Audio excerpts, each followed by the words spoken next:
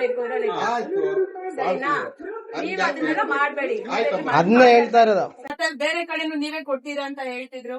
ಚಿಕ್ಕನಗೌಡಲ್ಲಿ ಕೊಡ್ತೀವಿ ಒಂದೇ point. Okay, ಇಲ್ಲಿ ಸಬ್ ಪಾಯಿಂಟ್ ಇದೆ ಅಷ್ಟೇ. ಸರಿ, ಸಬ್ ಪಾಯಿಂಟ್ ಕೊಟ್ಟಿದ್ದಾರೆ.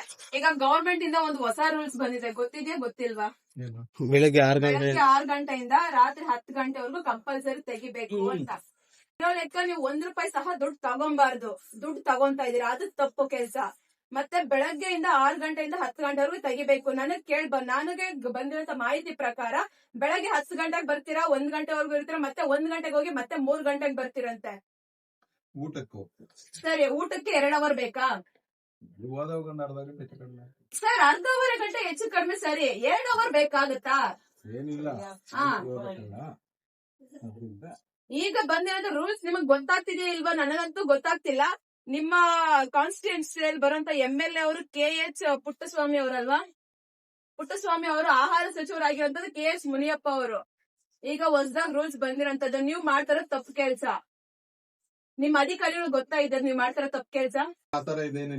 ಸರ್, ನೀವ್ ಆತರ ಏನಿಲ್ಲ, ನೀವ್ ಹೇಳಕ್ಕೆ ಹೋಗ್ಬೇಡಿ. ನನ್ ಪ್ರೂಫ್ ಸಮೇತ ಇಟ್ಕೊಂಡೆ ನಾನು ಮಾತಾಡ್ತಾ ಇರೋದು. ನೀವು ಅಮೌಂಟ್ ತಗೊಂತಾ ಇರೋದನ್ನ ಕೊಡ್ತಾ ಇರೋದನ್ನ ನಾನು ವಿಡಿಯೋ ಮಾಡಿದೀನಿ, ಪ್ರೂಫ್ ಸಮೇತ ಇಟ್ಕೊಂಡು ಮಾತಾಡ್ತಾ ಇದೀನಿ. ಸರ್, ನೀವ್ ಅದನ್ನೇ ಅವ್ರಿಗೆ ಹೇಳ್ಬೇಕು. ಆ ಮಾತನ್ನ ನೀವ್ ಅದನ್ನೇ ಅವ್ರಿಗೆ ಹೇಳ್ಬೇಕು. ನಾನು ಸರ್ಕಾರಿ ಕೆಲಸ ಮಾಡ್ತಾ ಇದ್ದೇನೆ, ನೀವು ₹1 ದುಡ್ಡು ಕೊಡ್ಬೇಡಿ, ನಿಯತ್ತಿಂದ ನನ್ನ ರೇಷನ್ ಅನ್ನ ಕೊಡ್ತೀನಿ, ತಗೊಂಡೋಗ್ಲಿ ಅಂತ ನೀವ್ ಅವ್ರಿಗೆ ಹೇಳ್ಬೇಕಾಗಿರೋಂತ ಮಾತಿದು. ಸರಿ ಆಯ್ತು. ರೂಲ್ಸ್ ಪ್ರಕಾರ ಬೆಳಗ್ಗೆ 6 ಗಂಟೆಯಿಂದ 10 ಗಂಟೆವರೆಗೂ ತೆಗಿಬೇಕು. ಅಂಡ್ ನೀವು ಸಹ ₹1 ತಗೋಬಾರ್ದು. ಅವ್ರಿಗೆ ಹೇಳಿ ಎಲ್ಲ. ಎಷ್ಟೆಷ್ಟು ಕೊಡ್ತಾ ಇದ್ರಿ? ₹10 ಕೊಡ್ತಾ ಇದ್ರಿ. ಗೌರ್ಮೆಂಟ್ ಪ್ರಕಾರ ಯಾರು ಸಹ ₹1 ಕೊಡಬಾರ್ದು ರೇಷನ್ ತಗೊಳೋದಕ್ಕೆ. ನಿಮಗ ಅದ್ ಗೊತ್ತಿದ್ಯಾ? ಗೊತ್ತಿಲ್ಲ.